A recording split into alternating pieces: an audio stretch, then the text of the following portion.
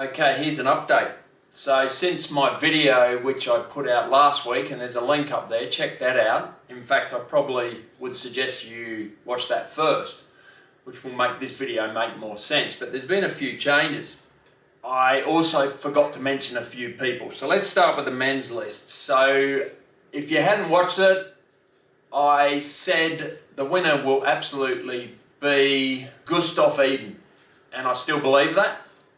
He, as far as I'm concerned, is the man to beat. Someone I forgot to mention was Sam Long. Now, I don't know why I forgot to mention him. Of course he's going to be up there. My concern with Sam Long, he's still a bit young. He has a huge future in Ironman, and he will probably one day be the man to beat. But right now, I just believe he's a little bit too young. His swim lets him down. He'll probably pull the pack back on the bike. Him and probably Lionel Sanders will work together and pull the pack back. But I think they'll spend a few too many bickies doing that and probably not survive the run. Now, I don't think Sam Long quite has the pedigree yet for an Ironman run. And as far as Sanders is concerned, I'm not sure he's ever had the pedigree for an Ironman run. So, for everyone who said, what about Sam Long from my last video? Apologies, and absolutely he's a man to look out for. I'm just going through the start list here, and there's a couple of others I wanted to mention who I didn't mention last time. Braden Curry, the New Zealander.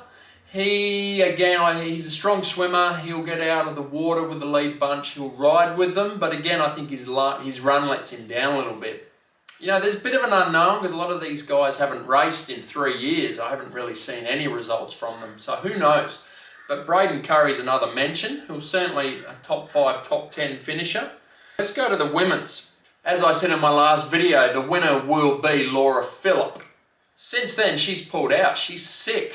So that opens it right up on the women's field. Now, I was very certain Laura Philipp would win, but now I'm a little unsure who's going to win the women. So let's go through it and I'll tell you at the end who I think will win. So Anna Haug, she won the last Ironman World Championships in 2019.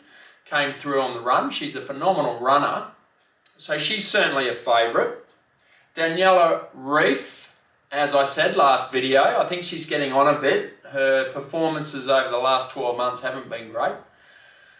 She's a very strong athlete, so maybe the hills will suit her, but age isn't on her side. But she's another potential. Heather Jackson, again, mentioned her.